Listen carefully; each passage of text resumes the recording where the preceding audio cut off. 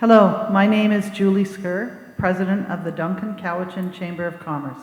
The Chamber is grateful to partner with the Chemainissa District Chamber of Commerce, Lake Cowichan District of Commerce, West Shore Chamber of Commerce, and the Vancouver Island Real Estate Board to present today's virtual candidates forum ahead of the 2021 federal election. Before we begin, it's important to acknowledge that our 4 chambers are located on the unceded territory of the Cowichans, part of the Coast Salish Hulkaminam language dialect, as well as the Esquimalt and Songhees nations, the Chianu First Nation, and the Tsuk First Nation. We are grateful to live, work, and play on these lands. The Chamber believes that voters should have every opportunity to question and learn to facilitate informed voting. This virtual forum will be a snapshot of these candidates and their platforms and is an opportunity for voters of the Cowichan-Malahat-Langford electoral riding to ask questions about issues that matter most to their communities. This year's candidate forum is looking a little different in the face of the COVID-19 pandemic. To support public safety and limit transmission of the virus, today's forum is being recorded without a live audience in attendance. Instead, the chambers have been encouraging Cowichan-Malahat-Langford voters to submit questions in advance. Over the past 2 weeks, submitted questions have been sorted based upon subject matter to avoid repetition. Our goal in this forum is to hear from each of our candidates on a broad range of locally focused topics. Our moderator will do his best to present as many questions as possible in the time allotted. Speaking of our moderator, we are delighted to welcome back Wade Simmons of Amber Education. Wade has been moderating our Chamber's candidate forums for as far back as we can recall, and we are thankful for the professionalism and procedural efficiency he brings to the table. And with that, we'll turn the floor over to Mr. Simmons to introduce the candidates and provide a rundown on how today's forum will proceed. Thank you, Julie. So a quick review of the format before we get underway. So each of the candidates will have 3 minutes for opening and closing remarks. We have our questions prepared, and each candidate will have a 1-minute opportunity to respond to those questions. And we do have the opportunity for rebuttal, so that if a candidate in their responses to the questions mentions another candidate specifically or another party, then that candidate or party will have a chance to rebut for 30 seconds. We won't be going back and forth in a debate-style fashion, but if in the rebuttal that candidate mentions a third party, then that would then open up the floor to that group to be able to respond as well. All right, we have 2 hours to work with, and we'll try to get as many questions as we can in, but also hopefully as many answers as we possibly can. So we begin, as you can see, with our 4 parties. We have Leah Versaevel from the Green Party, Blair Herbert from the Liberals, Alana DeLong, Conservative, and Alistair MacGregor, NDP. The order for opening and closing remarks will be chosen at random. I'll be literally pulling a name from a hat, and we'll get underway. So if everyone is set, we'll begin. The first opening remarks go to Leah Versaevel of the Green Party. 3 minutes. Thank you. And thank you to the 4 chambers of commerce for organizing this event. Hayachka, and thank you to the Cowichan people for their stewardship and relationship to this place for millennia. Being a chamber's debate, we need to understand that commerce defines humanity. We grow and trade and barter and place value on nearly everything that we do. Inflation also seems to define us. I'm old enough to remember paying 10 cents for a cup of coffee when I was at Camosun College in 1974. The GDP is our gross domestic product, which also seems to define us, now in the trillions of dollars for a population of not quite 38 million people yet.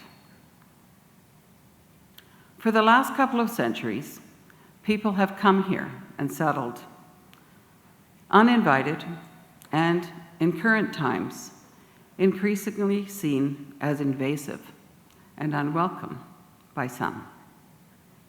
We have stolen land and resources. We have been complicit in the eradication of languages and culture. We're now in a time of reckoning in many respects. Winston Churchill was known to say we are entering an era of consequences. And since that was about 70 years ago, I am saying that we are now in a state of dire consequences for unchecked human behavior. Every summer we face water restrictions here, algae in our local lakes that is dangerous for humans and even fatal to our dogs. Our rivers have never run so dry, and yet our population is growing because the secret is out. This is a place of warmish winters, incredible recreational opportunities. Scuba diving, fishing, hiking, biking, rainforests, the Pacific Ocean on our western shore, and the Salish Sea on the west. In this riding, we have dodged a few bullets. There was talk of putting an LNG facility in Finlayson Arm a few years ago, and proponents of this fuel tried to tell us that it was a clean fuel. There is still talk of expanding marine traffic through our fragile archipelago that borders this inner coast. For the past 6 years, we've seen the channels and straits used as a free parking lot, instead of demanding that our port authorities implement a just-in-time arrival system. The Green Party will take a stand against fossil fuel And expansion. thank you very much. That is the 3 minutes. Thank you. Next, Mr. Herbert of the Liberal Party. Thank you very much. My name is Blair Herbert. I'm your Liberal candidate, and I'm proud to be fully vaccinated. I live, work, and farm in the Cowichan Valley. I'm running in this election with two priorities, the environment and the economy, both of which must move forward together. I'm proud to be running for the Liberals because they have a top-rated plan for the environment. Just recently, Andrew Weaver, former Green Party leader of BC, endorsed the Liberal plan, stating it was bold and thoughtful, the most credible plan of all the major parties.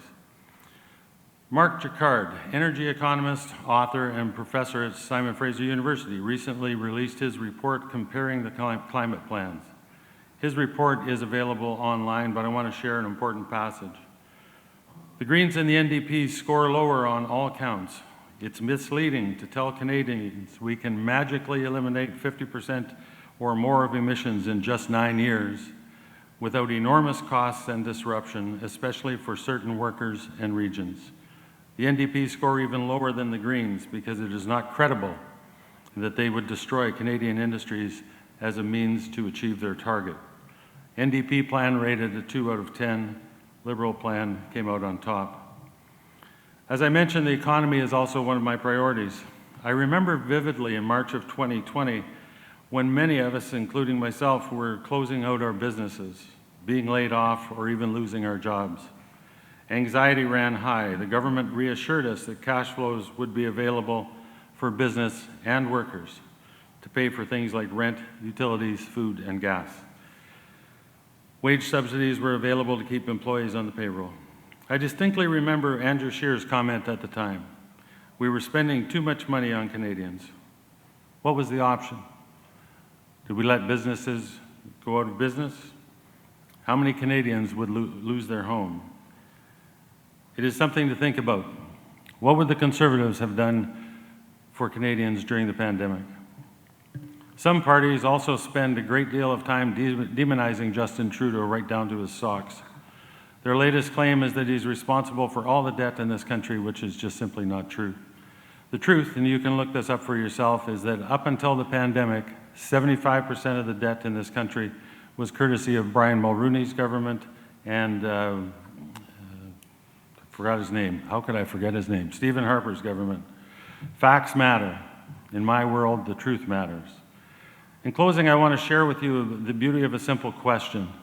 During the last election, a 6-year-old schoolgirl asked me with all the innocence of a child if Mr. Trudeau was a nice man. Nobody is perfect, but I will tell you what I told her. I have met Mr. Trudeau. He is a nice man, and he has a huge heart and loves this country, as do I. And thank you very much.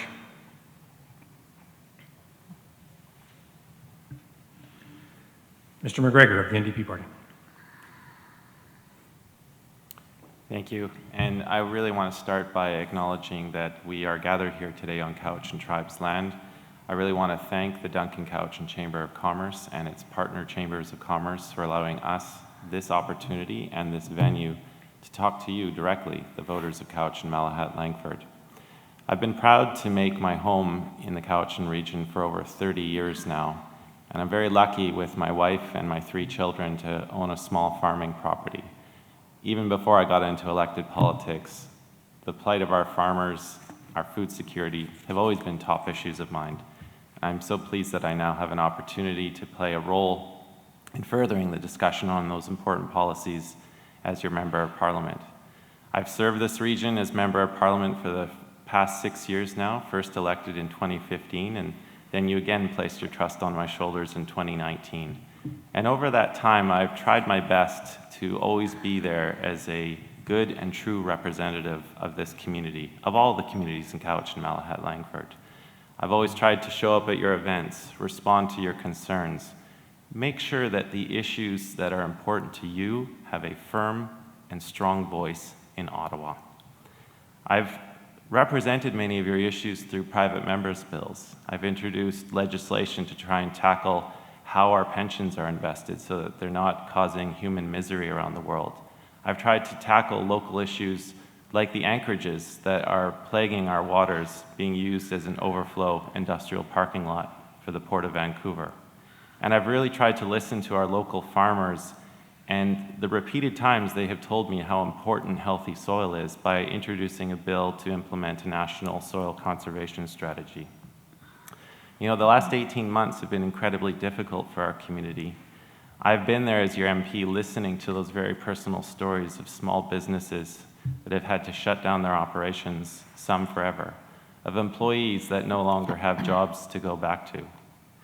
It's been tough. It was a real sense of information and crisis management during those early days where we were trying to improve government programs while simultaneously listening to the concerns of constituents who brought those real and heartbreaking stories. But you know, I don't want the last 18 months to define us. I think we have some incredible opportunities before us, some different forks on the road. Tonight, you're going to have an opportunity to listen to our views on those important issues, our paths for the way forward. Yes, there have been some sincere challenges in our time, but Canadians know that when the going gets tough, we roll up our sleeves and we get to work. And I'm confident that we as a community, a province, and a country can do just that. Thank you. Thank you. Ms. DeLong. Hello, and thank you to the Vancouver Island Real Estate Board, West Shore Chamber of Commerce, Duncan Cowichan Chamber of Commerce, Cowichan Lake District Chamber of Commerce, and Chemainus and District Chamber of Commerce for hosting this candidate forum. I'd also like to recognize that this forum is being held on the unceded territory of the Coast Salish people, the traditional territory of the Cowichan tribes. My name's Alana DeLong, and I'm a resident of beautiful Thetis Island here in the Cowichan Valley. I'm also the Conservative candidate. For the last 14 years of my work life, I represented a varied community of constituents as their MLA. The community encompassed the economically challenged, those with mental and physical challenges, those facing serious addiction and alcohol health challenges, seniors and working families, and the middle class. This community was my life, and I learned how to help my constituents deal with their needs. It's this experience that I offer to the constituents of Cowichan-Malahat-Langford. I believe that Erin O'Toole and Canada's Conservatives are the only alternative to secure the future, restore competence to government, and ensure Canada is never unprepared for a crisis again.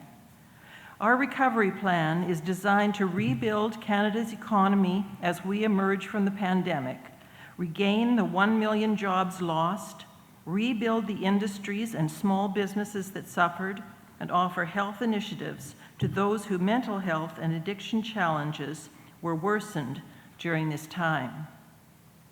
As well, we have specific plans to slow the rise of inflation and make the cost of living and the cost of housing affordable again for all Canadians. We'll double the Canada Workers' Benefit, effectively giving low-wage workers a $1 an hour raise. And our plan is also designed to build Canada for the future. We have a strong plan for climate change that meets our Paris Accord targets, enables Canadians to design their own plan for reducing their carbon footprint, and invests in building the structures needed to take our country into a future beyond these targets. We will also ensure Canada is better prepared to face any future pandemics, building the technology, infrastructure, and resources that were so sorely lacking as we first faced COVID-19. This election is how we get Canada back on its feet and rebuild our economy, our jobs, and our way of life. There's a simple choice. Do we continue down the path of higher deficit, debt, and dependence on a government dictating our everyday lives? Or do we move forward with a government that respects Canadians' ability, creativity, work ethic, and compassion? Thank you. All right, and to the questions. The first one up was brought to us from the West Shore Chamber of Commerce. If elected, what will be the economic priorities for your government to help small business grow sustainably across British Columbia and throughout the pandemic recovery? Mr. MacGregor, we'll begin with you. 1 minute. Thank you, and thank you to the West Shore Chamber of Commerce and your representation of the beautiful community of Langford. I think going ahead, small businesses need a sense of certainty. I mentioned in my opening comments about the different paths that we have open to us, and they really need, I think, number one is us to address the labor shortage. I hear repeatedly from small businesses that it is very tough and it's very competitive out there to try and secure workers to keep their operations going. So in order to help attract workers, we have to make it easier for workers to live in our communities. We're suffering through a housing crisis right now. Our small businesses simply cannot thrive and go forward in the future if the workers that they depend on can't live in the very communities that those small businesses are operating.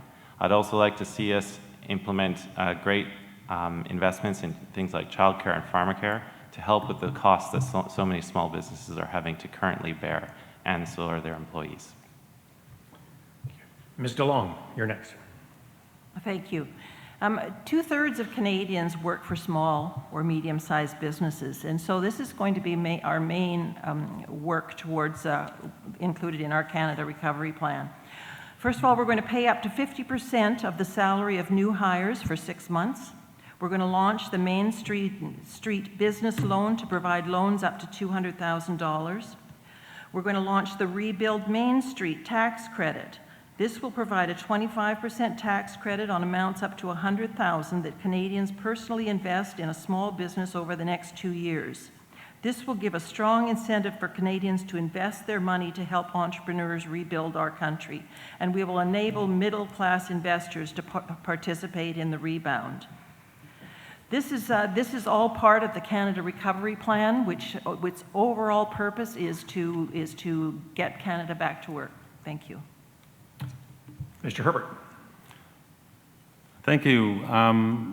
As far as the economy goes, there's a number of huge initiatives that we have for the economy, including our daycare program that we have put together, and a deal has been signed with the BC government that will result in daycare costs being reduced by 50% in 2022, and we will be working towards $10 a day daycare within 5 years. The other part of that is we need to increase spaces, and we need to increase wages for daycare workers, and that's part of the plan. We also have a housing plan. One of the problems that we have here in the valley, or in Cowichan Valley and in Victoria, is this seems to be the place where everybody in the country wants to come to retire. And so we do have a huge housing shortage, and we have to do something with that. Thank you very much. Ms. Versaevel. Thank you. Thank you for this question. Small businesses are the lifeblood of this island, and that includes small farms, all food production. This island is in a precarious position with our reliance on so much imported food. We must support businesses and local communities with a multi-pronged approach. This also includes ensuring that workers do not have to travel great distances to their work. We would like to rebuild the infrastructure of this riding and Canada to make sure that people get the goods and services that they need locally, and that the housing that they are able to access is affordable and well under the 30% of their gross income. We would like to also suggest that livable, workable communities are possible.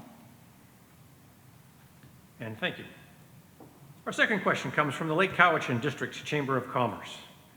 If elected, how will you and your party support businesses with their added costs caused by current and future COVID-19 protocols, vaccine verification, equipment, mask mandate, enforcement, PPE, etc.? Ms. DeLong, we begin with you. Well, thank you very much. Vaccines, of course, have been at the front of our concerns here in terms of getting Canada back to work, and we're very much a supporter of vaccines. And but there are other things that will help us also get back to work, like rapid testing and screening. So there's several things that we can do there to get people back to work. Generally, with COVID, we have been through a very difficult time, and part of that has been the mental toll that it's taken upon us. And so we are putting a major investment into mental health and counseling, and so to get us all back healthy and running on all six or eight cylinders. Mr. Herbert, to you. Yes, thanks for the question. As far as COVID goes, it's been a long 18 months, and I think everybody is sort of COVID weary, and we'll be happy to get to a point where we no longer require masks and PPE and so on. But a big part of the problem is that with the vaccination program, we have a lot of our population that is vaccinated. The latest problems that we've been having is sort of amongst the unvaccinated, and it is causing a lot of issues. I don't see it as a right that people should not get vaccinated. Lots of times in living in a society, you have to do what is the responsible thing in order to protect other members of the society. And I have been vaccinated. I'm not sure about the other candidates on the panel here today, and I would like to know what their vaccination status is. Thank you. Thank you. Now, should we take a quick moment and redirect or direct the question again so that we're on topic? The question is, if elected, how will you and your party support businesses with their added costs related to COVID-19? Ms. Versaevel, you're up. Thank you for clarifying. I think we got a little off track there. Small businesses have faced incredible costs in terms of shutdowns, laying off workers, having to retrain, and we would like to emphasize that our party wants to protect workers across this country. We would also like to encourage more students to go back to school and get the qualifications that they need without having to pay tuition. If they qualify for the program, they should be afforded that space. We also want to bring in tax credits for small businesses, farmers, and for everyone who transports the goods and services to make those companies viable. Yes, I am vaccinated. I proudly spent 3 minutes on the internet yesterday. I got my QR code on my phone. Good job. Thank you. Mr. MacGregor. Thank you very much to the Lake Cowichan Chamber of Commerce for that excellent question. Just joining my candidates, I think the fastest way out of this pandemic so that we all can get back to some sense of normalcy is for people to get vaccinated. But in terms of supports, we're not out of the woods yet, and this is something that my party has been actively stating for several months now, even before the fourth wave became quite apparent. It's absolutely imperative that we give our small businesses a sense of certainty that while we're in the middle of this pandemic, the federal government has their back. So we will be continuing to advocate for rental subsidies, for the commercial rental subsidies, for the wage subsidy. But I also think that we could increase existing programs like the Canada Summer Jobs Program to ensure that, students are getting that important work experience, but also that small businesses have access to a ready supply of labor. But small businesses need that certainty in the immediate future. And thank you. All right. Back when we used to do this live, I would hold questioners to 15 seconds to ask their questions. So now I'm going to see if I can keep myself to my own rules here. Question number 3. The Canada-British Columbia Expert Panel on the Future of Housing Supply and Affordability released their final report in June of 2021. How will you work towards implementing the report's recommendations, such as making new infrastructure investments conditional on official community plans, zoning bylaws, and other local policies to allow for increased density and a mix of housing types? Question brought to you by the Vancouver Island Real Estate Board. Mr. Herbert, we begin with you. Sure, thanks for that question. One of the issues, the biggest issue that we have as far as the housing situation here in the Cowichan Valley and in Victoria is the fact that we don't have enough supply. One of the things that stands in the way of supply is the local government, as in North Cowichan, the CVRD, and the City of Duncan. They don't have this issue down in Langford, obviously, because there's a lot of development going on down there. But this is a huge issue, and we have to be able to get past it. One of the issues is when we're looking at OCP plans, we get a bunch of people together, everybody has a large vision of what the housing situation should look like, and we come up with a plan, and then every time somebody wants to develop within that plan, it goes back to the local community who stand up in council and say, we don't want that.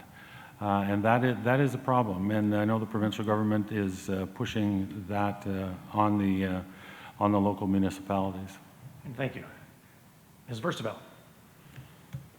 Thank you for the question. I'm very proud to have lived in the North Cowichan area for a number of years now, and I'm really excited about the development of the official community plan. It's imperative that federal governments work hand in hand with provincial governments and local governments, as well as with Indigenous communities, to ensure that housing is available across the spectrum. This has to extend, as the report suggested, to affordable rental housing. Just driving in here this morning and seeing people under tarps on the playing fields outside of VIU is heart-wrenching. We know that our shelters are full. We know that we need affordable housing across the spectrum right away. Thank you. Thank you. Mr. MacGregor. Well, I think our local municipalities, of course, as the local land use authorities, do have an important role to play. And I don't want to come at you with an Ottawa knows best approach, because I want to respect that democratic process. And I know a lot of community engagement goes into developing those official community plans. But let's be clear, municipalities across this region, across the province, have varying degrees of ability to get some of these projects off the ground, which is why, in addition to the firm commitment we've made to build affordable non-market housing across Canada, we've also outlined in our platform a dedicated fast start funds to help communities which may be struggling with timeline issues and delays, to give them that ability to maybe streamline the process if that's their wish, because some have less resources than others, but we want to give all communities the same opportunities to fill their housing needs. And Ms. DeLong. Thank you very much. We are committed to building 1 million homes in the next 3 years, and there's several ways of doing it. And one of the ways is that we're actually discouraging, in fact, banning the investment of foreigners in private homes. But we are encouraging them to help to invest in our affordable rental homes.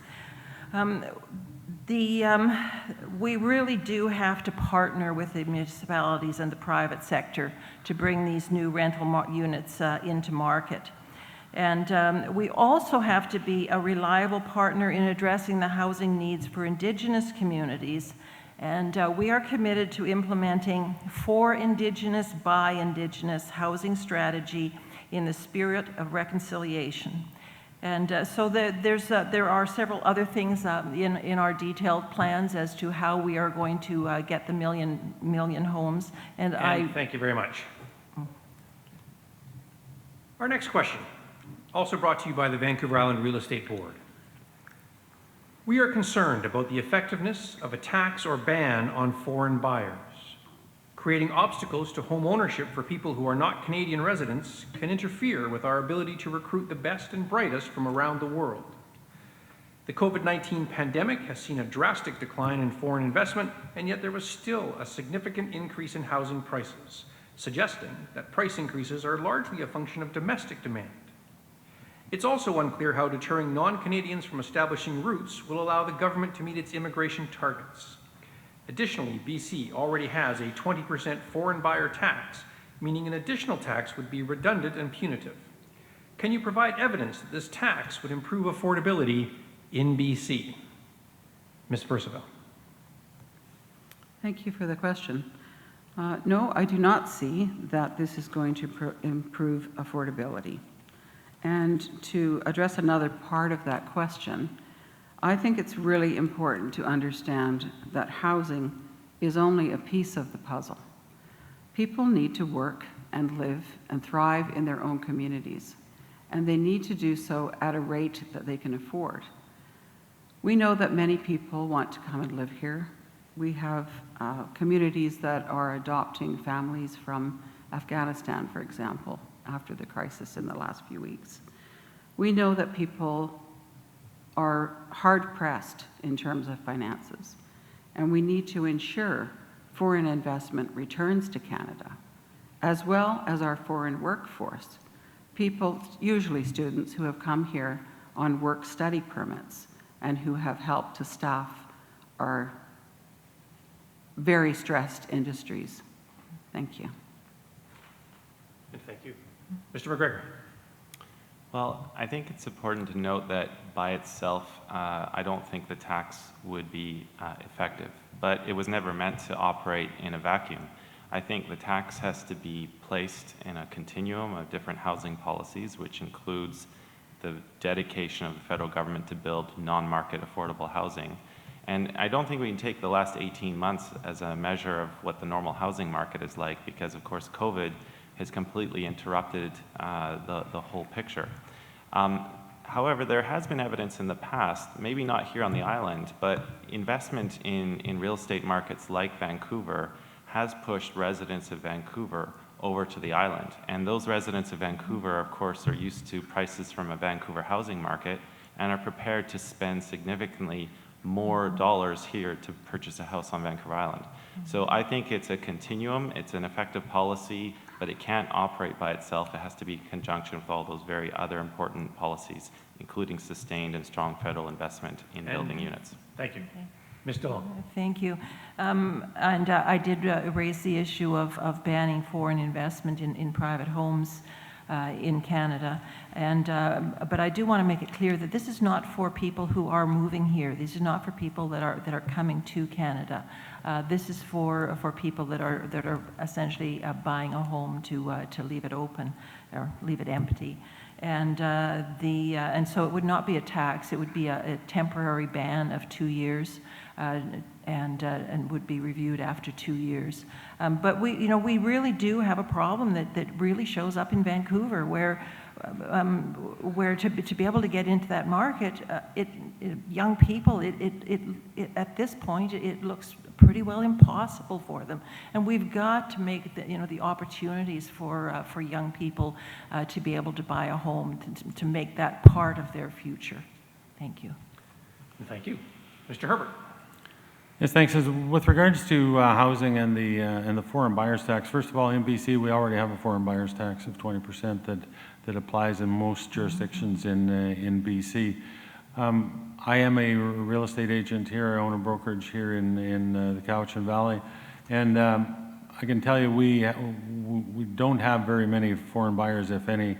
I don't remember reviewing a file within the last 2 years where it was a foreign buyer. This is part of the parties trying to demonize people that are coming from elsewhere, that's saying that this is all the reason for our increase in prices. We had a 30 to 40% increase in prices here in the Valley, as well as in Victoria, and I would say very close to zero impact from foreign buyers.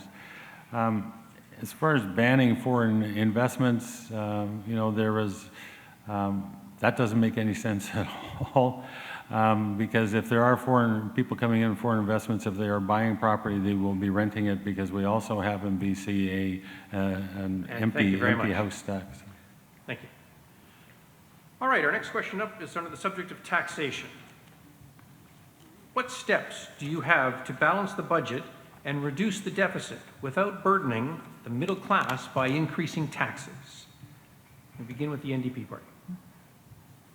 Thank you very much for the question. I'm proud to be up here as the only party that is looking at alternative ways of raising revenue, and ones that are not going to put the burden on the working class and the middle class. I mean, when you ask about who's going to pay for the pandemic, it seems that the other parties are leaving out the very rich and powerful. We know that over the last 18 months, Canada's billionaires increased their wealth by $78 billion. And so what we are proposing is to put in a 1% wealth tax on fortunes of over $10 million. We want to raise the top marginal rate by another 2 points. And we think that for corporations that have made excess profits, there should be a profiteering tax, similar to what Canada did in the Second World War, when some companies made huge bonanzas of cash because they were involved in the war effort. We believe that these efforts would spare the middle class from paying for the pandemic and making sure that everyone is paying their fair share. The Conservatives. Thank you very much. Canada's recovery plan is aimed at getting people back to work and getting the economy going to be able to pay for all that's been spent over the last while. Aaron O'Toole will never tax the sale of your home. And that's something that we believe on a very basic level, that your primary residence is your primary residence. It's been paid for, and it belongs to you. We will also fix the high net worth compliance program. That has to do with big companies that are pushing the envelope and not paying their fair share. We've also, Canadian small businesses have suffered while American tech companies have made record profits, and it's time for some fairness there. We will make foreign tech companies pay sales tax and a digital service tax representing 3% of their gross revenue in Canada if they don't pay corporate income tax here. Thank you. The Liberal Party. Thank you very much. First of all, Alana mentioned that that they will never tax the sale of your home. We will never do that either. It doesn't make any sense. This is something that the Conservative Party has thrown out there, threw it out in 2019, throwing it out again in 2021, that we are going to remove the capital gains exemption on personal housing. It's just simply not true. And one of the reasons it's not true is because it doesn't make any sense.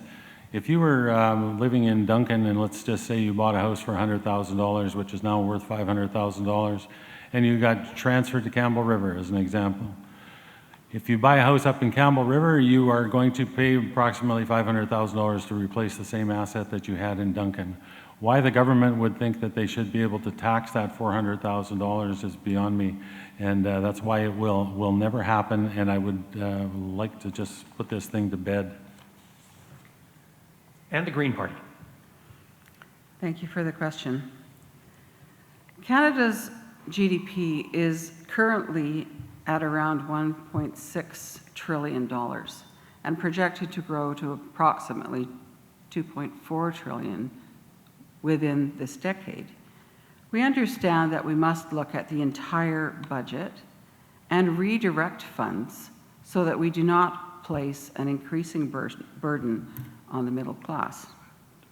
We understand that the subsidies that are now provided to oil and gas, which are approximately to the tune of $18 billion, could be better spent in reducing taxes for individuals, particularly for farmers, but also for people who are wanting to get into housing.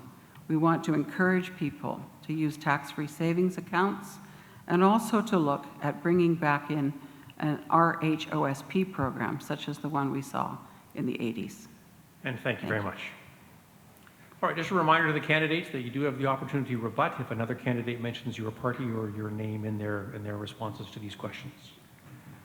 Next one up is under the heading of trade.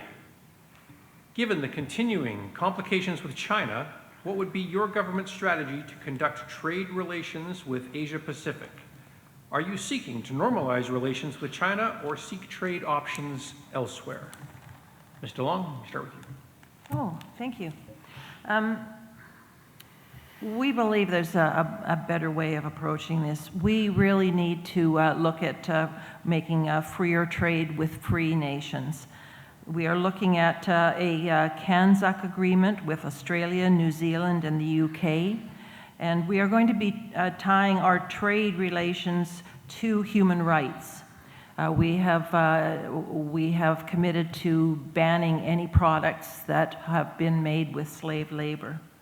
We're also going to be building on new ties with India and Africa, and to make it clear exactly what direction we are going in, we are going to be withdrawing from the Asian Infrastructure Investment Bank and from Chinese influence.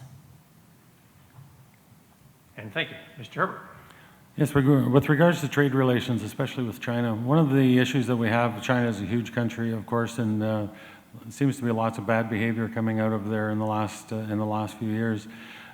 We are big trading partners with China in that we supply them with a lot of wheat from the prairies. We provide them with lots of agricultural goods like pork and beef, and so what I want to do, what the Liberal government wants to do is get a different market for our products. And then we will be in a better negotiating position with China than what we are now. But we can't really be in a position where we cut off our nose to spite our face. The farmers in Western Canada, and this is what my surprise with the opposition is that those people are depending on trade relations with China to continue until we can find another market, and that's what we're doing at this time. Ms. Versaevel. Yes, thank you for the question. Our trade partners have changed drastically in the last half-century. We have become far more reliant on China to provide us with goods and services. Our party would like to redirect. We would like to improve our relationship, not only with the United States of America, but also with Europe. We know that Brexit and also the pandemic has made these issues increasingly difficult. We are hoping that in the light of the current code red situation for humanity, that we can emphasize our own economy as viable and sustainable. We would like to improve relationships so that we can grow our own food locally and that we can support Canadian farmers who feed the world. Thank you. And thank you. Mr. MacGregor. Yeah, thank you. A very important topic, and certainly one I have come across quite a few times as the NDP's critic for agriculture and agri-food, given how much of our produce is shipped through the Asia-Pacific gateway to China. And you know what happened a few years ago was at the stroke of a pen, China cut off 40% of our canola seed exports because of supposed phytosanitary concerns, and they have yet to produce any evidence of that. So we need to really make sure that there's a rules-based trading system out there, especially for these non-tariff trade barriers. We do have to work with like-minded nations to show China that these kind of belligerent actions related to some kind of injury to their national pride simply aren't going to work. Diversifying our trade markets will also be important. But I also think as overall trade policy, the federal government really needs to be open and transparent with Canadians about what our objectives are and what the benefits are going to be to Canada, because we currently operate at a trade deficit with China, and that's Thank you very the much. elephant in the room. All right, our next subject up are Indigenous matters. In light of what is being uncovered about the legacy of residential schools, what tangible advocacy and truth and reconciliation actions will your party be doing for this riding? Mr. Herbert, we begin with you. So as far as the Indigenous file goes, it has been a very tough year on First Nations communities, with the discovery of unmarked graves and so on near residential schools.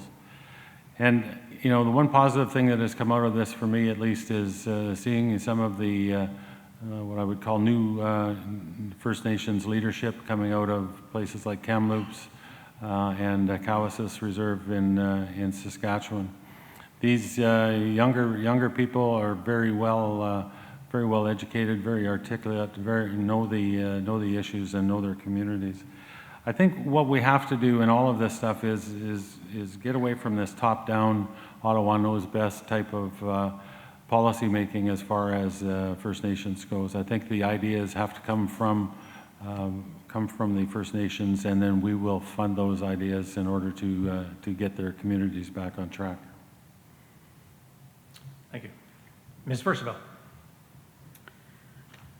Thank you. This is so much more than just a file. This is people's lives.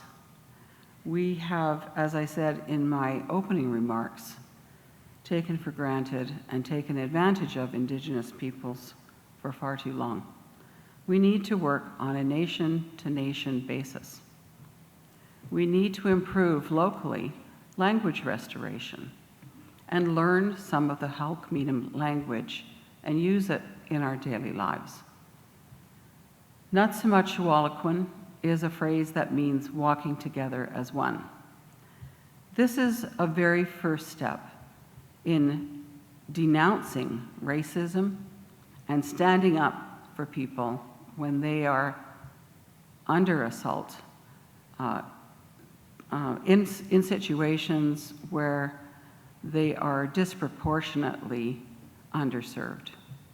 This is Thank you very much. essential. Thank you. Mr. MacGregor. Such an important question for our region, and I want to begin by, again, offering my solidarity with the Penelakut, who recently in Chemainus hosted a walk, which had several thousand people attend, and was quite an incredible sight. And for many elders, for many survivors of our residential schools, these discoveries have reopened old wounds, and it's a time of healing. But going forward, we need a federal government that is going to be there to commit to these firm actions in the name of reconciliation. We need to make sure that the Truth and Reconciliation Commission's calls to action are firmly implemented, that we have a firm commitment to revitalizing Indigenous languages, and that finally, for reserves across Canada, we are tackling the boil water advisory so that every Indigenous child has access to clean drinking water as a fundamental right. Thank you. Ms. DeLong. Well, thank you. We Conservatives acknowledge the deep sorrow and mourning that all Indigenous people and survivors of residential schools are experiencing. We've called for a swift timeline and funding to deliver on the Truth and Reconciliation calls to action, actions 71 to 76. For example, we are going to fund the exploration of all residential school properties. It was the Conservative government who created the Truth and Reconciliation Commission as part of the 2007 Indian Residential School Settlement Agreement, and we are very disappointed that it has largely been shelved with a few cherry picking of recommendations from the Truth and Reconciliation. We do believe that there is work to be done. There is work to be done after this, and so we have committed to $1 billion to provide mental health supports to Indigenous communities to recover from residential schools. And thank you very much. All right, the next question, brought to you by representatives of the 5 nations, Nachalnath, Ahousaht, Ishkwat, Mochwit, Mowitchit, Machilit Cleocriat and Ihat Wasut. Indigenous fisheries are not only a foundation to the history of this area, but are an important part of the local economies in this riding. First Nations people live and land fish in our island's coastal communities. They could do more so if they had better opportunities. Specifically, the Nuchalnath Nations have court-recognized commercial fishing rights, but their members have only very marginal opportunities while the federal government continues to delay and stall negotiations and refuses to provide opportunities that support their right. What will you do to support Indigenous fisheries and their important contribution to our coastal economies? Ms. Versaevel. Yes, this speaks very closely to the previous question, and of course is tied intricately into climate and what we must do on a very short timeline to improve the water flows in the rivers and also to address the misconceptions that are still in place with fisheries and oceans about their jurisdiction. We need to work as nation-to-nation relationships with Indigenous communities who rely on this food as their source. With increased acidification of the ocean, increased logging of watersheds right to the mountaintops on this island, we clearly are in a desperate situation and must support Indigenous peoples to the fullest extent. Thank you. And thank you. Mr. MacGregor. Yeah, thank you very much for that question. And I know my colleague, Gord Johns, who has served as the Member of Parliament for Courtenay Alberni, has been very personally involved in this, given that a lot of the nations have their traditional territories within that riding, and he's also been there as our fisheries critic. I think it's very important to note that our Constitution does recognize Aboriginal rights and title in this area.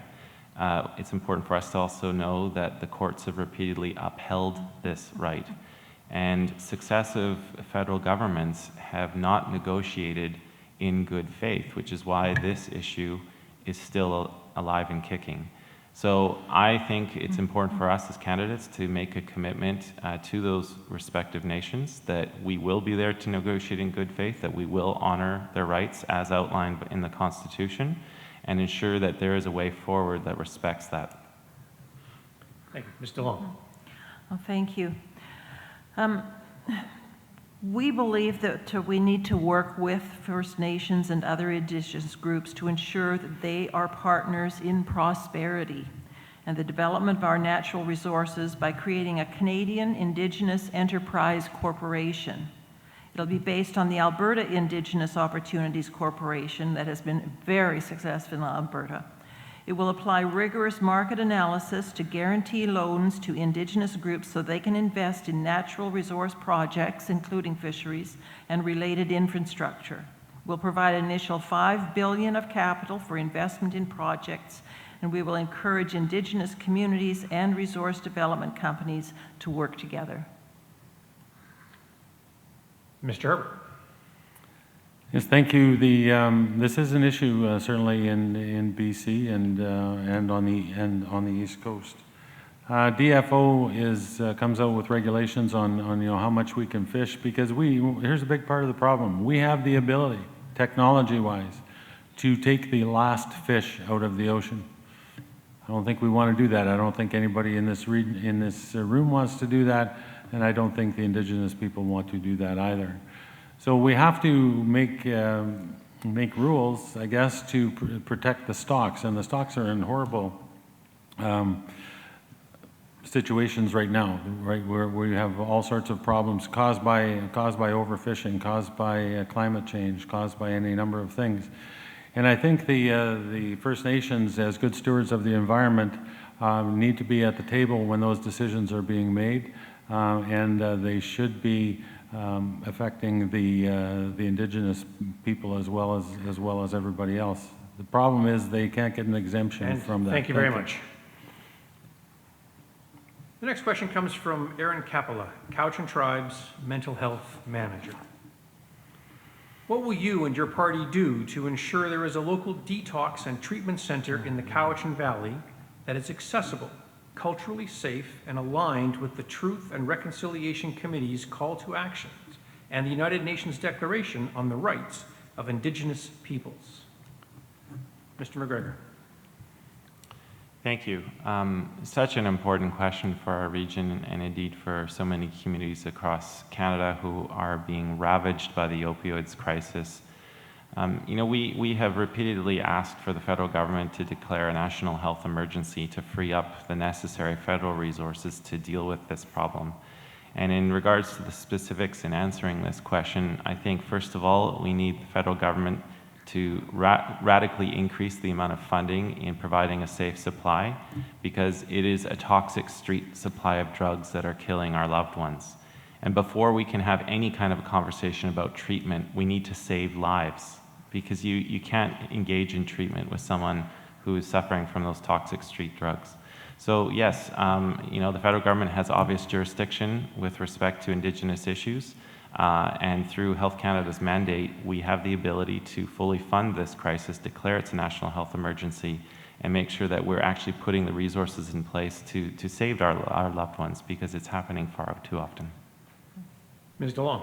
Thank you. This is one of our key planks in our whole push for the recovery plan. We will be investing $325 million over the next 3 years to create 1,000 residential drug treatment beds and build 50 recovery community centers across the country. And part of that is enhancing the delivery of culturally appropriate addiction treatment and prevention services in First Nation communities with high needs. We'll be providing $1 billion over 5 years to boost funding for Indigenous mental health and drug treatment programs. We're going to partner with the provinces to ensure that naloxone kits are available for free across Canada. And we are going to reorient the Canadian drugs and substance strategy towards ensuring that every person struggling with addiction has the opportunity to recover. As a country, we must recognize that mental health is health. Thank you. Mr. Herbert. Yes, as far as the detox and treatment, man, wouldn't that be nice? We've got to get something going, especially in this community.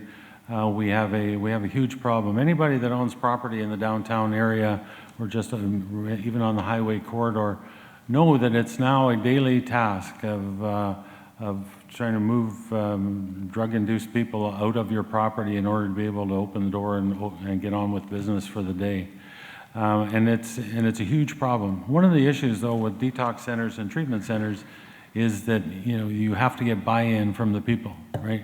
Yeah, you got to want to go to treatment centers, and you got to want to go to the detox center, and that's an issue. But there's a pile of money being poured into this community by the provincial government and federal governments combined to try to look after what we call the homeless problem, but it's really a drug problem, and it's something that everybody that lives down in that area of Duncan especially deals with on a daily basis. I would certainly be supportive. Thank you very much. Thank you. Ms. Versaevel. Thank you. I would like to suggest that I strongly disagree with Mr. Herbert's assertion that the homelessness issue is directly a result of the drug issue and the opioid crisis that our country has been in for many, many years. These detox and treatment centers must be created, programmed, and staffed by Indigenous people for Indigenous people, recognizing cultural requirements and practices. Our hospitals are full. The suicide rate in this community is off the charts. Young, well-educated young people are in a state of despair. We must decriminalize the drugs, particularly, as Dr. Bonnie Henry has said, for simple possession. This requires a review on so many levels. We must provide people... Thank you very much. Mr. Herbert, you've asked for an opportunity to rebut. 30 Yeah, seconds. I would, I just invite Leah to come with me in the morning. I have 2 buildings in the downtown area just off of the highway corridor, one that I occupy and one that I renovate. I'm renovating in order to move my office into. And it's a daily occurrence. I have been kicking people out of my property on Festabert Street for the last 3 months. I have met one truly homeless person, and I'm doing my best at this point to find her a place to live. The rest of the people that I end up kicking out of my yard are drug-induced people that are hardly conscious, and that is a problem in this area. So if you would like Thank to you very join much. me, Thank you. please Thank you do. very much. Our next subject matter is jobs. Rebuttal? Oh, nope, we're not going back and forth, so it's just the one opportunity. Yep. Thank you. Jobs. What steps do you have in place to address the shortage of workers in the Cowichan Valley? Ms. DeLong. Well, thank you very much. Canada's recovery plan will recover the 1 million jobs lost in the sectors hardest hit by the pandemic and get as many people back to work in good jobs in every part of Canada. And hey, this is a part of Canada. We will pay at least 25% of the salary of new hires for 6 months after CEWS expires. And to help those who have been unemployed long-term, our plan will cover up to 50% of the salary of those who are unemployed for 6 months or more. So Canada's Conservatives got us out of the last recession, and we'll get the country out of this too. Thank you. Mr. Herbert. Sure. As far as jobs in our community, we lost 3.1 million jobs in the pandemic. And by about March of 2020, when we went into lockdown across this country, we lost 3.1 million. We've gained back 2.8 million since then. So we are in reasonably good shape. The biggest problem that we have is people to fill those jobs. When you take an industry as an example, like the restaurant industry, and you pretty much shut it down for a period of 18 months, the workers that used to work in those industries have gone on to other things. And now the restaurant industry is looking at retraining people to get back into that industry. And all this stuff takes time, takes retraining, and that's what we are working on. The wage subsidies are still available, and we are moving forward with that as we speak. Thank you. Ms. Versaevel. Thank you for the question. Yes, we are facing a shortage of workers in our riding. I understand from the stats this morning that were released about the jobless rate, we're back down to about 7%, which is the best we've been at for many years. The shortage of workers does come back to a holistic approach to dealing with the question of affordable housing. And we intend to implement a universal basic income that will assist people in getting to, in living and working in the community rather than having to use transit or use our transportation grid to get to jobs in other communities. We know that there are people who are willing and able to work, and we must support them. Thank you. Thank you. Mr. MacGregor. Yeah, I think in answering this question, we have to look at it from the perspective of workers. I mean, it's a very competitive market out there trying to get labor. So workers are going to be motivated by a number of things. You know, how much can I earn per hour? What are the housing costs in the region? What is the rental vacancy rate like? You know, do I have the ability to afford a car? Do I have access to public transit? So these are all questions that have to be addressed. And if a federal government is going to be a meaningful partner in making sure that our community is addressing that labor shortage, we do have to address skyrocketing housing costs by making sure that there is more affordable housing made available. We do have to engage in job retraining to help workers, but also, you know, there are significant opportunities, especially in energy retrofits, helping making our buildings more energy efficient, investing in public green infrastructure like transit to give people, our workers, the options to make it to the communities where they want to work. So a number of different options. Thank you very much. Ms. DeLong? Oh, Or did I go thought full round, did I? I thought I started. Yeah, I'm sorry, yeah, pardon me, lost track. Next question up, still under the heading of jobs. What role would your government see for temporary foreign workers? Is there potential to reform or renew this program? Do you have any plans to introduce new programs to bring new labor into BC? And Mr. Herbert, we start with you. Yeah, that's something that we don't see a lot of here, certainly in the agricultural sector over on the mainland. And when I say here, I mean in the Cowichan Valley. And there's a lot of temporary foreign workers coming into Ontario. And you know, the program is in place to be able to allow that. So I'm not sure what the rest of the question was. Sorry, I can't remember. What role would your government see for temporary foreign workers? Thanks. I think that one of the problems that we have with temporary foreign workers is the conditions that they tend to live in under the agricultural sector, and we have to set stricter guidelines on that so that when these people come here to perform different duties, that at least they are living in livable conditions. Thank you. Ms. Versaevel. Yes, our economy has become so reliant on temporary foreign workers, and yet with COVID striking about 18 months ago, we lost so many people. Our restaurant sector is one of the biggest employers of temporary foreign workers, people who travel, work, and study, and come here to enjoy a climate and an economic system that is often far different than the one from which they came. These young people often apply for permanent residence cards and eventually want to live and work here as Canadian citizens. Our population is not growing as fast as many countries in the world. We have room for people. We have resources. We can capitalize on the enthusiasm of this sector. Thank you. Thank you. Mr. MacGregor. Yeah, I visited one of our dairy farms a couple of days ago, and the farmer, was pointing out that one of the workers driving a tractor had come over from the Ukraine.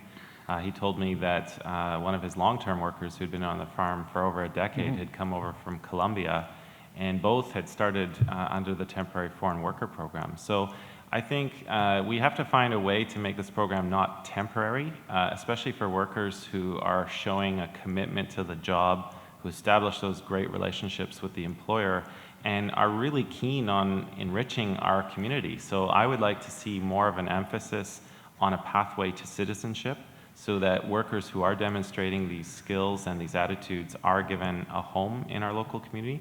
And I know a pilot program was set up by the current government. That's something I've long called for and supported, and I'd like to see more of that so that we are addressing this critical need. Thank you. Ms. DeLong. Well, thank you. The Liberals have failed to effectively manage the immigration system, especially during this pandemic. And they've failed to put forward a plan to ensure a fair, orderly, and compassionate immigration process during the pandemic. And so, it's something that the cracks are showing. But one of the main things that we want to do with immigration is to strengthen credential recognition for newcomers, so that we advance human rights around the world. I don't know whether you are aware, but there's a shortage of doctors here in this area, and one of the things that we would really help with that is to strengthen the the credential recognition system, so that doctors aren't spending years working in other areas before they can become part of our healthcare system. Thank you. Mr. Herbert, you've requested a chance to rebut.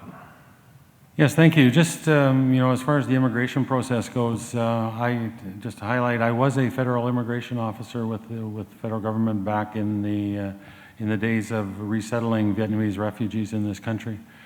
My view of the immigration department is that they are very caring people, and that the system is quite good. The only holdup that we had back then, and it still seems to be now, is the length of time it takes for people to get through the refugee process. But as far as the other parts of the immigration program, it works very well. And thank you. All right, next question up is the subject of immigration. If elected, how will your government increase immigration to BC? We begin with the Green Party. Thank you for that question. We have long recognized that we are part of a global economy, and the Pacific Rim is a source of many people who come to live and work here. We know that some of the destabilizing events that are taking place in Hong Kong, for example, will encourage more people to come and live here. We understand that the immigration process can be tedious and slow. We need to understand that there are ways to improve the process, to hire more people to process these applications.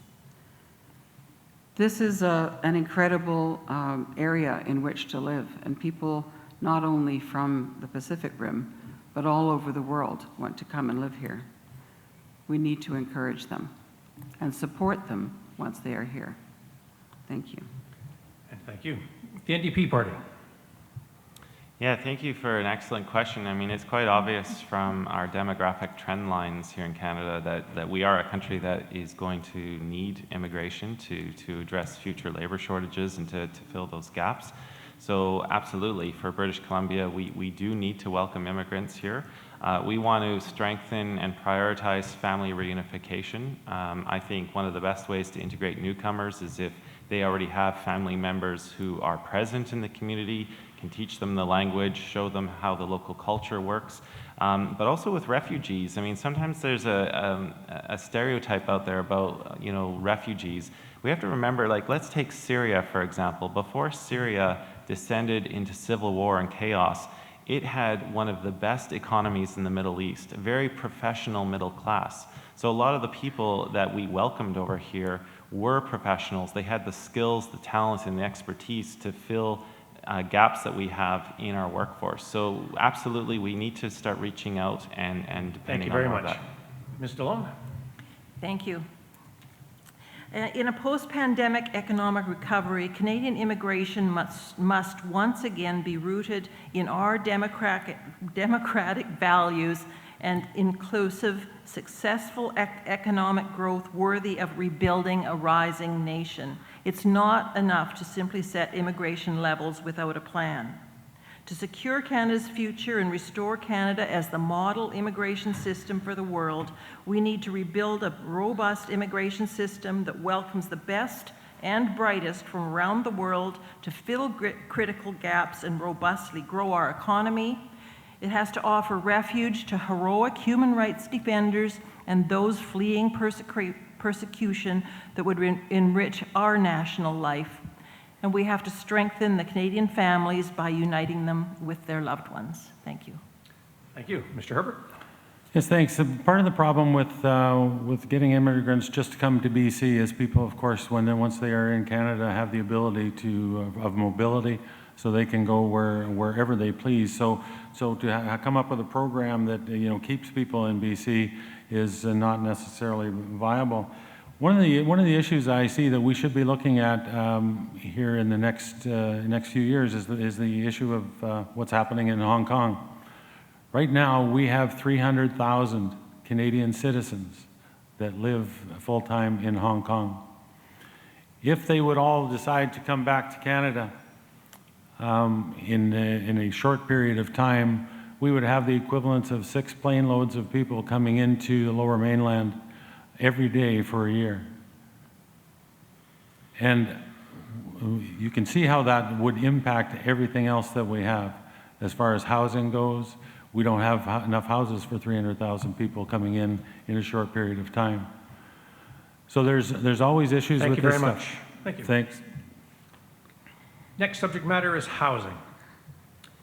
How are you going to address the overinflation of housing in the Cowichan Valley? Mr. MacGregor?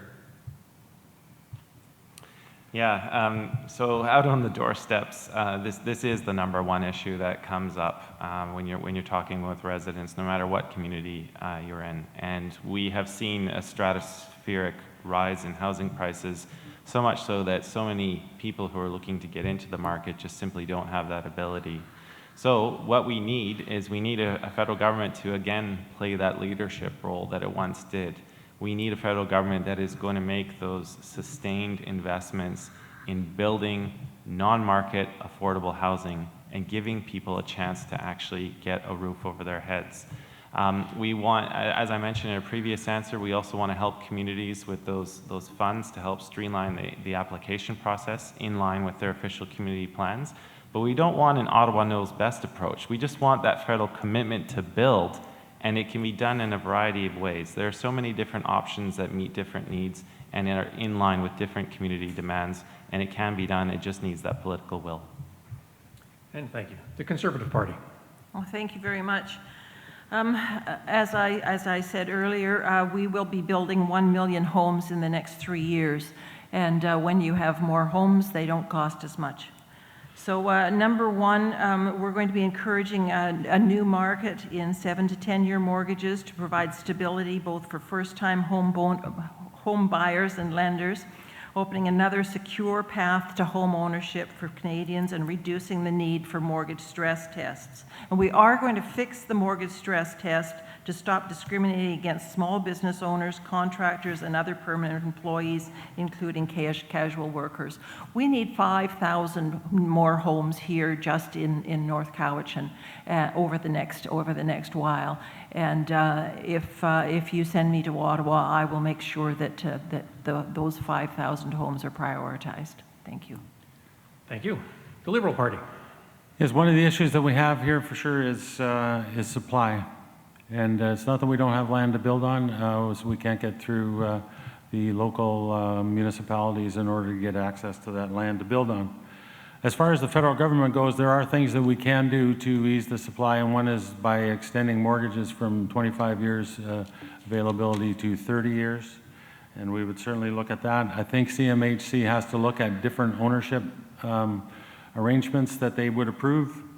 Right now, it is very difficult for 2 or 3 friends just to get together and buy a house and have CMHC insure that mortgage, and it's because of the legal way that that mortgages are sort of allocated or enforced, actually. But the bottom line is that the federal government, no government, I think, can actually control the price of houses. We have to be able to get the supply and demand curves back into a reasonable state. Thank you. Thank you. Ms. Versaevel. Thank you. The Green Party addresses this issue of housing in terms of the climate emergency. This is a question, housing is a question that is not only about purchasing. Housing is needed by people who need to rent as well. And here in this valley, we have seen a number of incidents, even within the last year, where apartment buildings are emptied out after a fire. You'll recall the Lewis Street fire on New Year's Eve. And then another fire a couple of weeks ago where, again, many tenants were destabilized and had to live in hotels.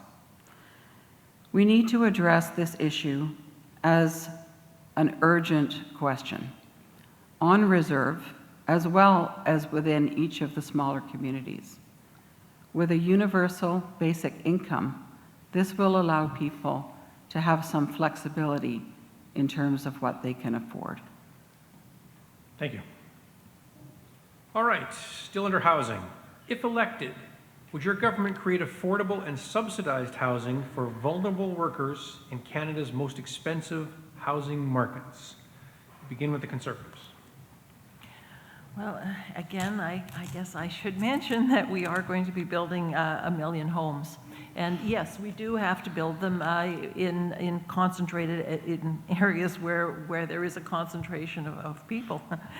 And so we're going to be partnering with municipalities and the private sector, and also the foreign investors also, so that we do get those rental units onto the market. And that they have to be the rental units that are appropriate to the area. For example, here we have a shortage of one-bedroom units. And so when there's pushes to get things done, which is what we are doing as a government, when there's pushes to get things done, it has to be done right.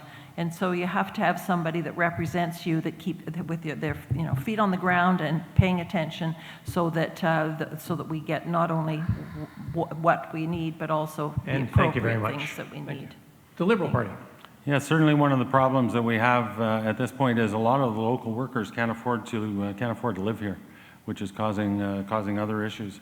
I even heard a story the other day about some doctors that were looking at relocating to Duncan, and we could use doctors that they couldn't find a suitable place to live for a suitable amount of money, so they decided to go somewhere else.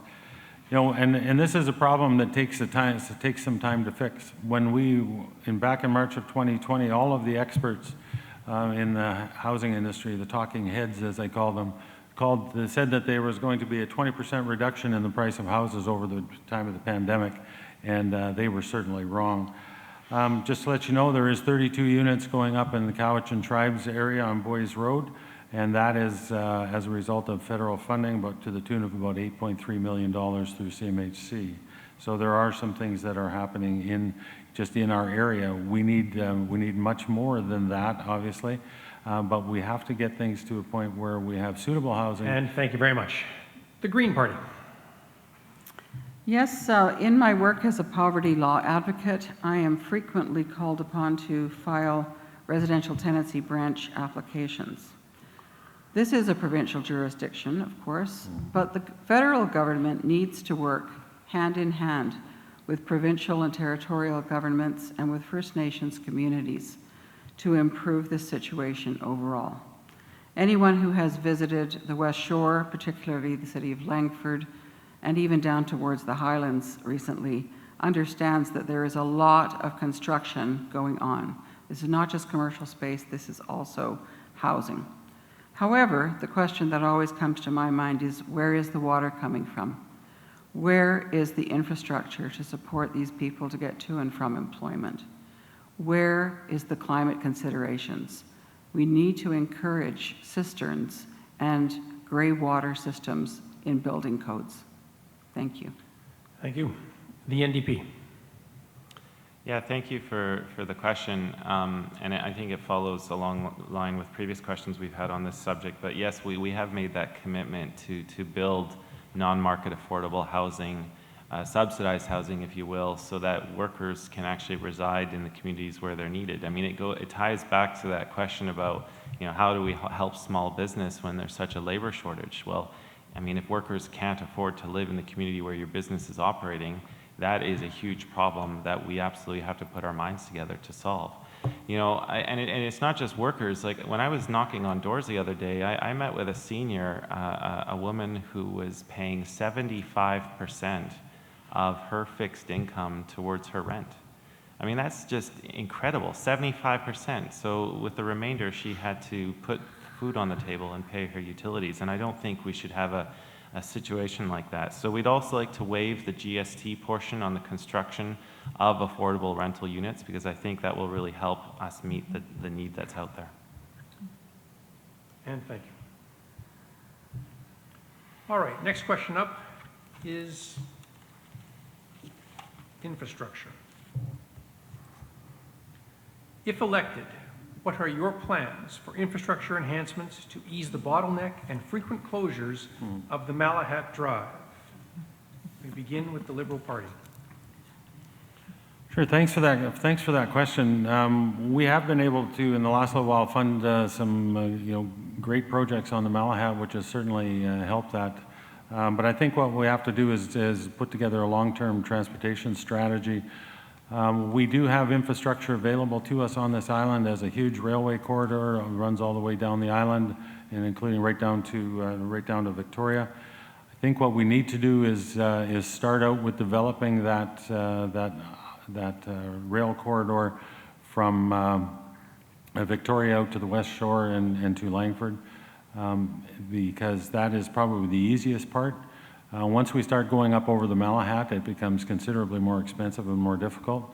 But I think right now what has happened over the last 12 years and why we haven't made any headway is because everyone insists that we get it all the way from Campbell River down to Victoria. I think we have to be incremental and get it from Victoria out to Langford, and then the next step would be up to Cowichan. Thank you. Thank you. The Green Party. Yes, this question has come up in every debate so far. The Malahat and Highway 1 from Victoria up to Nanaimo is a mess.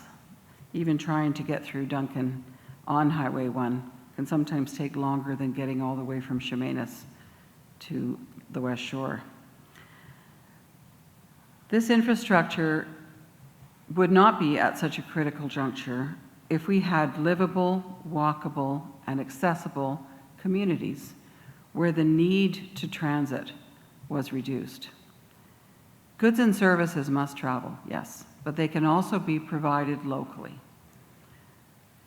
The pandemic has illustrated to us that so many more people are able, willing, and competent in working from home. This is a sector that we can improve upon and take into the future, encouraging young workers to find those kinds of jobs or create them. And thank you very much. The NDP Party.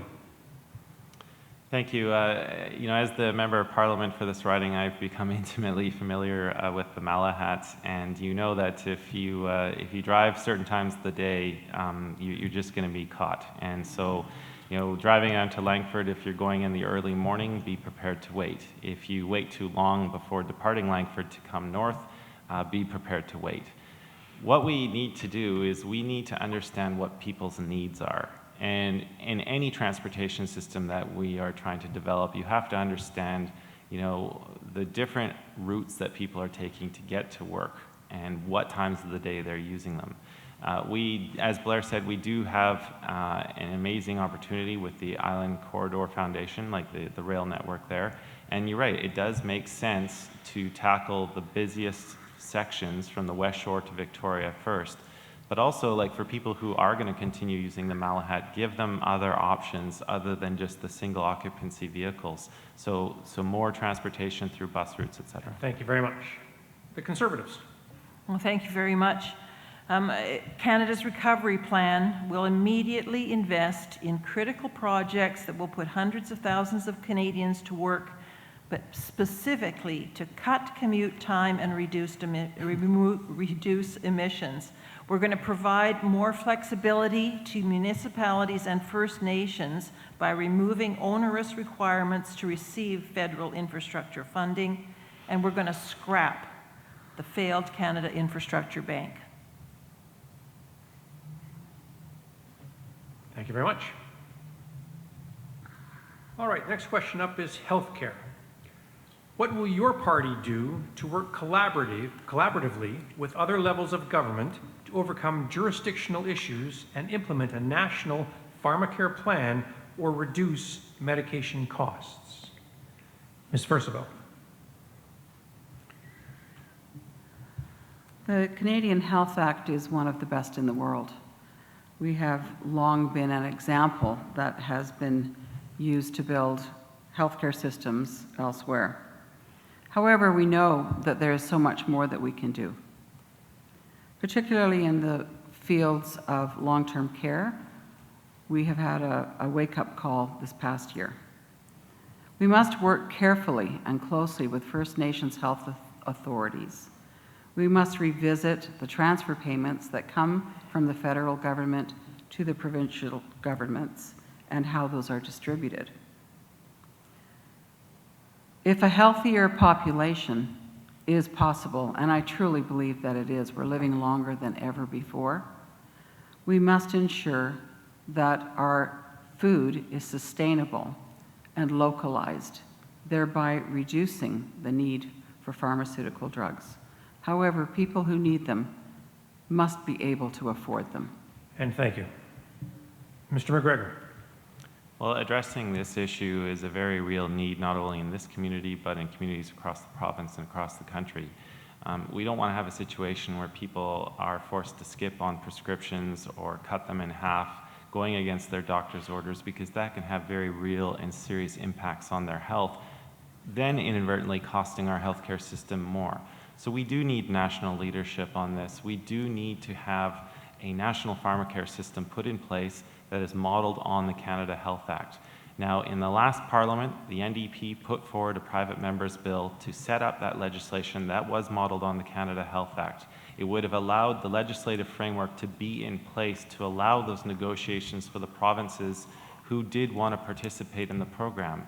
And despite, all of the words that we've heard, it was both the Conservatives and the Liberals that voted against that. So I would like Canadians to really understand and take that to heart when they're voting in this election. Ms. DeLong. Thank you. Canada's Conservatives are 100% committed to the principle of universal health care access, and that's why we are increasing health transfers to the provinces by at least 6% annually, representing nearly $60 billion over the next 10 years. But we believe that the priority right now is in mental health. This is where we as a country really need help. We really need to start understanding that mental health is health. And so our investments are going to be going into mental health at this time. And we're going to, of course, I told you before of the 1,000 residential drug treatment beds and 50 recovery community centers across the country. But also we're going to be providing $1 billion over 5 years to boost funding for mental health and drug treatment programs. Thank you. Mr. Herbert.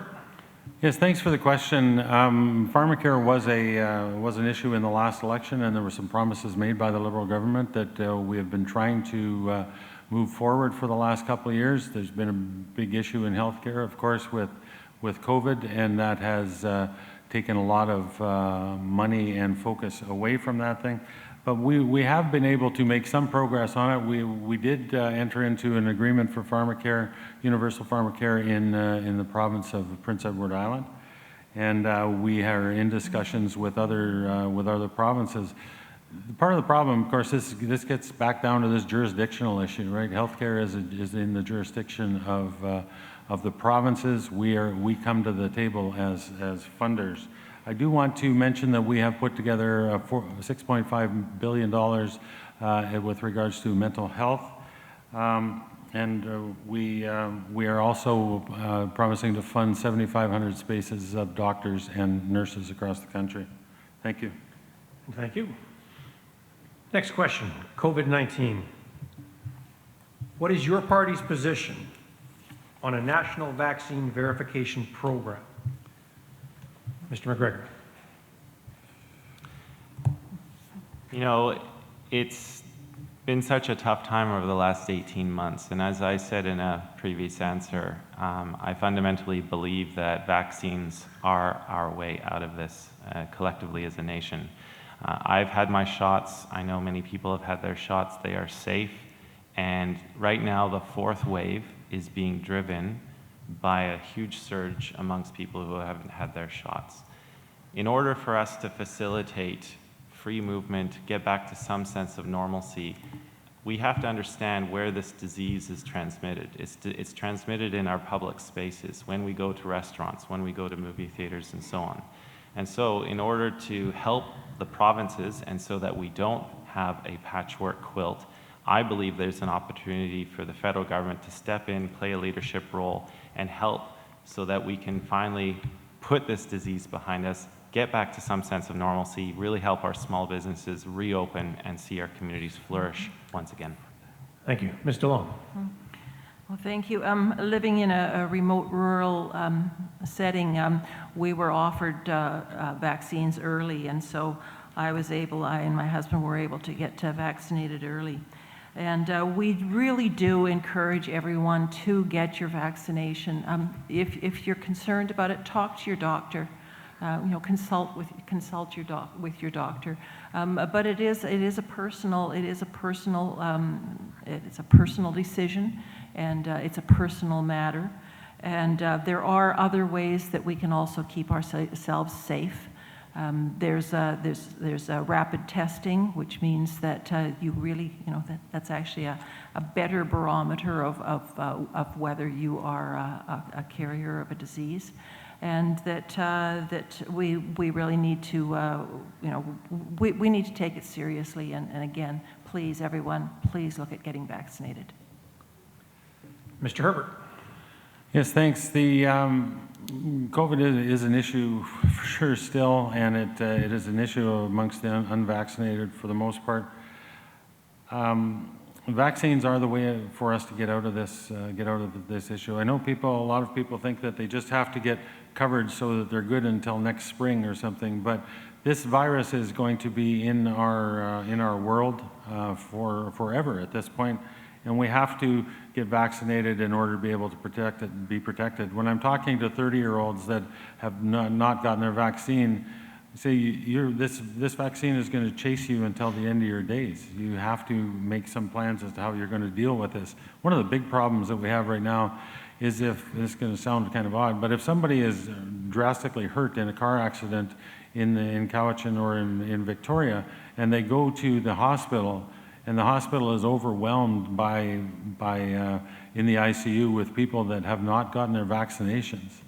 That seems to me to be incredibly selfish. And thank you very much. Thank you. Ms. Versaevel.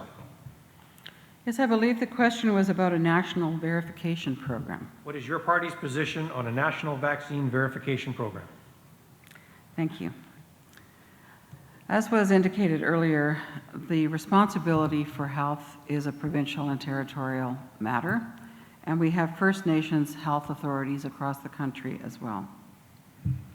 We have in British Columbia instituted a QR code that is accessible on paper or on electronics, and this is an important first step. However, we are a highly mobile society, and although this may still be a personal choice, it is our responsibility as a collective, as a society, to protect those people who are not able to be vaccinated or who have immunity issues, compromises where they simply will never be able to be vaccinated. The National Verification Program could help the provinces and territories realize consistency and commonalities in how we identify who has been vaccinated. And thank you very much. Childcare. It's no secret that childcare in Canada could use a major, long overdue overhaul. Childcare workers are underpaid, daycares are perpetually understaffed, and daycare is too expensive and inaccessible. COVID-19 highlighted these challenges, with women being disproportionately affected. Tell us how your party will help to make childcare more affordable and accessible, including the creation of new spaces. The Conservatives. Well, thank you very much. I'm very aware that this is an issue that comes up quite often. But what it comes up when I'm talking to people at the doors is whether it's actually available or not to meet their needs.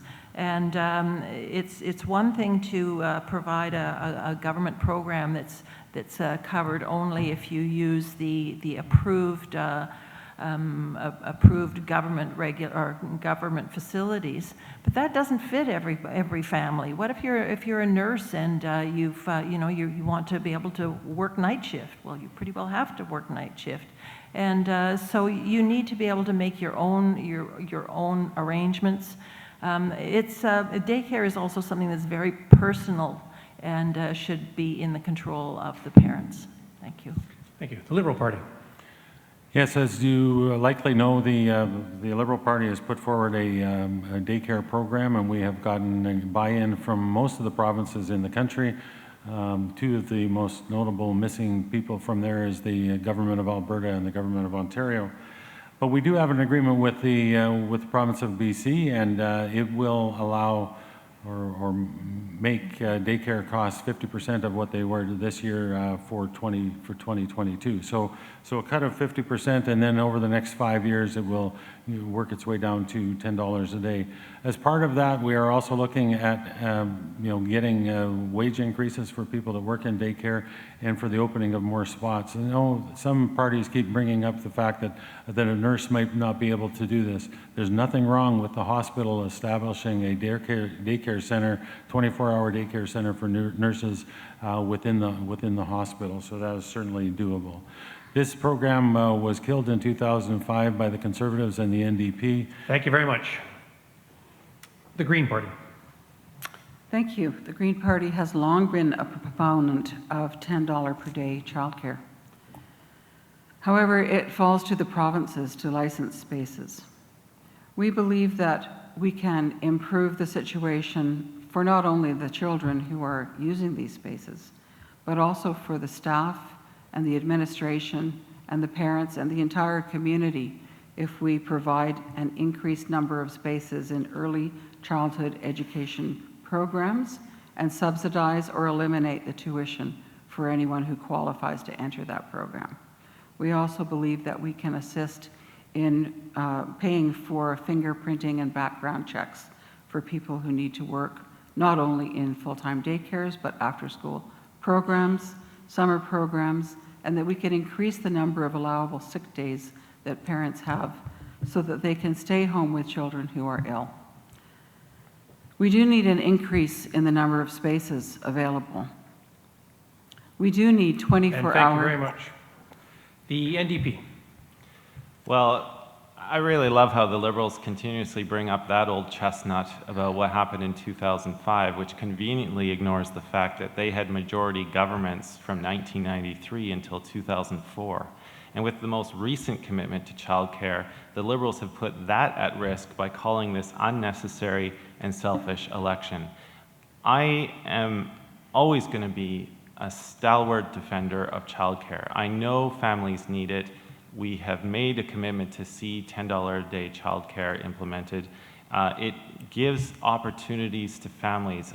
We're talking about choices here. So many families don't have choices when you don't have affordable or available childcare. It impacts our small businesses when they lose an employee who wants to go and start a family. This is about giving families a choice, about making life more affordable, and it is absolutely past time that we had such a system implemented in Canada. And thank you. Mr. Herbert, to rebut. Yes, I do want to bring up the old chestnut of what happened in 2005. The NDP saw a political opportunity, and they brought down the government in 2005 along with the Conservatives. The daycare program at that time we had agreements with all provinces in Canada for it to go ahead, and the Conservatives came in and rolled things back and killed the deal. And the NDP, has been saying ever since that, well, you guys always talk about childcare, but you never do anything. This time, this program is put in place. And thank you very much. Thank you. All right, 2 questions left. I'd like to squeeze them both in as best we can. Climate change is our subject. What do you think about the future of Canada's oil and gas sectors given the reality of climate change? What do you think we need to do to plan for a renewable energy future in Canada? Mr. Herbert, we start with you. Sure, the future of the oil and gas sector. First of all, what we have to do over the next 10 and 20 and 30 years is to transition to a greener economy and get people off of oil. 30 years is a long period of time. So we have, at the present time, we have about 522,000 people employed in the oil and gas sector. And I think that we also have to recognize that oil and gas will be here for a while until our population starts making different choices. Right now, we have about 54,000 electric cars in the province of BC out of 3.7 million cars. So 98.5% of the vehicles that we run on in this country, or in this province, are powered by fuel, and it's going to take a while for us to make that change. But it gets down to the bottom line is that people have to start making different decisions than they are now. Thank you. Thank you. Ms. Versaevel. Yes, we have been advised, as if we even had to be advised, that we are in a code red situation for humanity. A large part of this problem is that we have relied on fossil fuels for far too long. We know that the greenhouse gas emissions are incredible from these industries, and our party intends to ensure a reduction in greenhouse gas emissions of 60% from 2005 levels by 2030, with clear enforceable targets starting in 2023.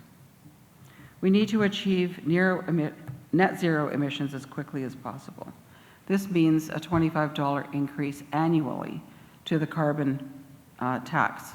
We know that currently 60% of the households in Canada get a rebate, and we need to ensure the livable, breathable air for our children and for all the species that are at risk and identified through legislation, Thank you federal very legislation. much. Mr. MacGregor. Well, I think it's very safe to say that the writing is on the wall for the oil and gas sector. I mean, not just looking at the environmental concerns, but look at the market conditions. We know that worldwide demand in oil and gas is going to plateau at some point and then start to decrease, and this is out of necessity. I mean, change is coming one way or another. I would prefer to be one of the authors of that change rather than solely reacting to it.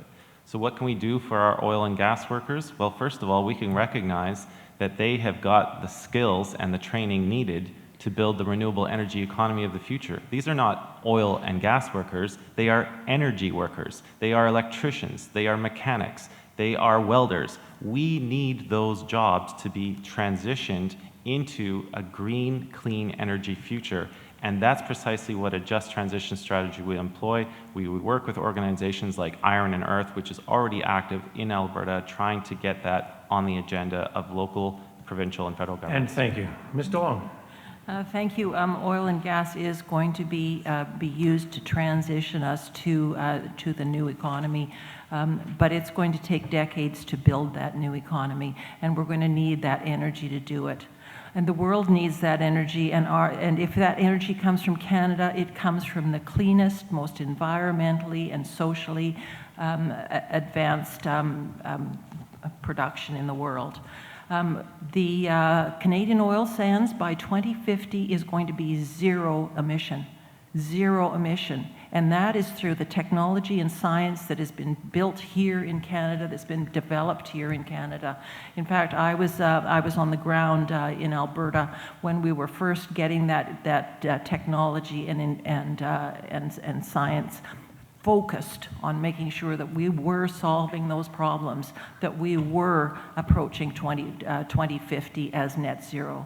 And we have, Canadians are very, very capable and intelligent people, and they are capable of And thank you very much. This.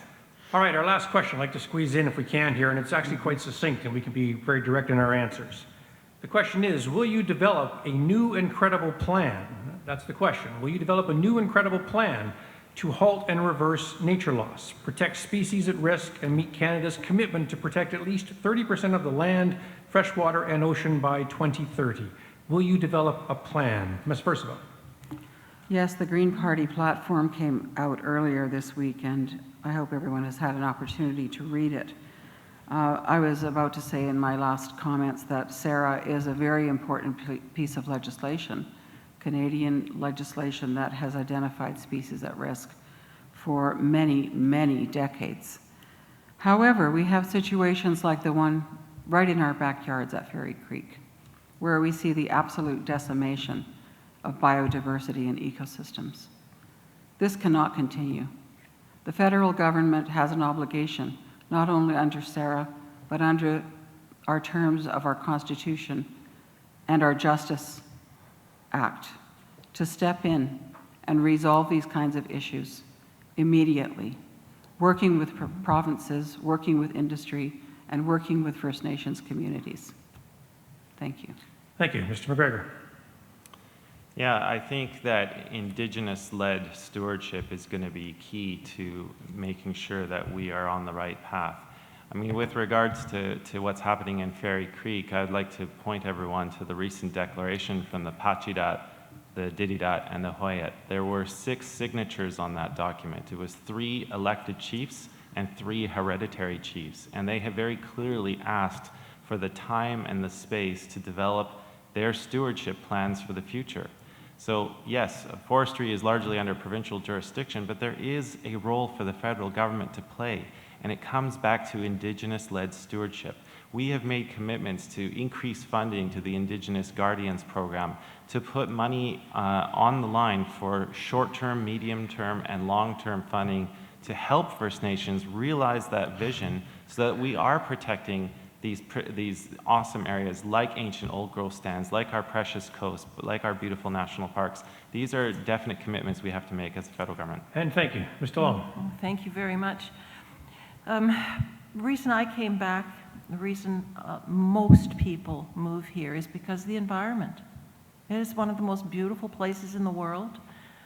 It's rich. The oceans are full of life. The forests are full of life.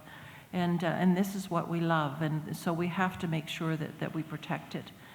The best way to do it is to work together, to get everybody at the table, to work with the Indigenous, to work with everyone, including in the cities and in the rural areas where many of us live.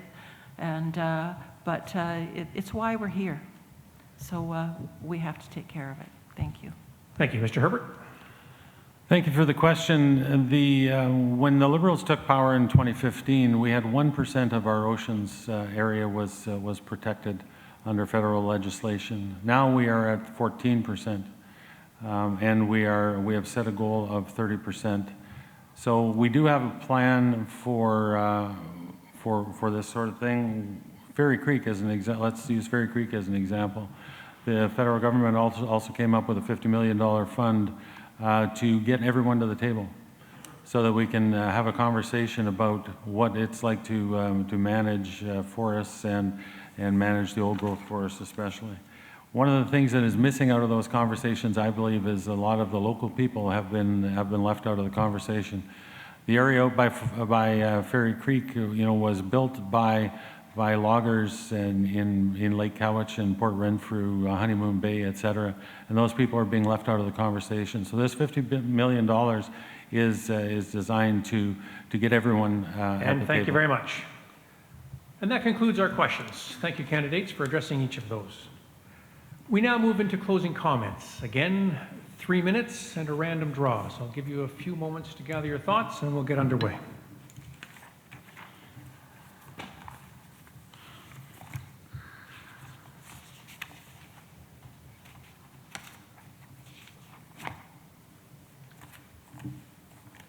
Closing comments, and we begin with Mr. Herbert, Liberal Party. Okay, thank you, and thank you to everyone that is listening at home and everyone that listens to this podcast over the next couple of days. If you are still listening at this point, man, good on you. This is 2 hours of some fairly dry material, and I want to say thank you for sticking with us. In closing, I have a few thoughts. If climate change is of concern to you in this election, the Liberal government is how you need to vote. As I said at the beginning, we have received top marks from an independent analysis of the 4 party plans and have been endorsed by the former leader of the Green Party. Our plan is responsible, realistic, and most importantly, achievable. If the economy is of concern to you in this election, the Liberal government is how you need to vote. Out of the 3 million jobs that were lost during the pandemic, 2.8 million of those jobs have been restored. I will help build the economy back with initiatives like the Liberal Daycare Plan. Signed with BC, this reduces daycare costs by 50% in 2022 and creates more daycare spaces. The goal is to reach $10 a day daycare across the country within 5 years. This plan expands both the jobs and labor force. If you want a government that has your back, like the Liberal government had your back during the pandemic, you need to vote Liberal. And finally, personally, I believe I am a strong choice as your MP because I can relate to you better than my fellow candidates. Unlike the incumbent in this riding, I am not a career politician. I have worked in different sectors, including being an RCMP officer, investigator for the Provincial Ombudsman's Office, and a federal immigration officer. Today, I am a small business person and farmer in the Cowichan Valley. Like you, I have had to weather some difficult economic storms, including the pandemic. I was distressed when I had to close my business doors during the pandemic, not knowing if we would ever reopen again. I have raised a family of 4 children, worked 2 jobs at times to do it, and had sleepless nights doing so. And as a local farmer, I have experienced firsthand the impact of climate change. In short, I can relate to you, and in my mind, relating to my constituents is the most important part of serving them. I ask you for your vote on September 20th, and I will not let you down. Thank you. Thank you.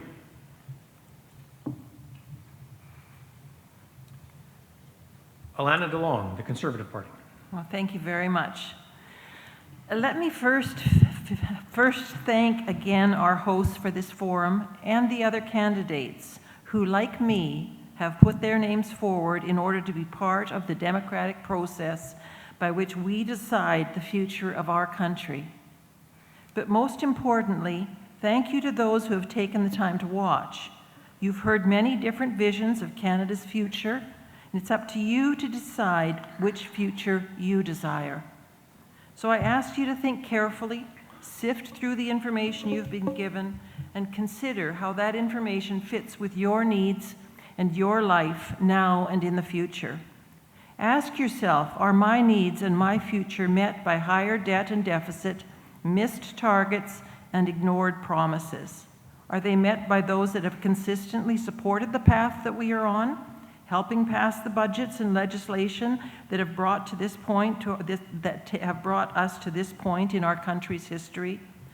Or am I prepared to go in a different direction, one that gets our financial house in order, brings our cost of living and affordability under control, treats all health issues as health issues, and commits to achievable targets and recognizes the rights and abilities of all Canadians, new and old?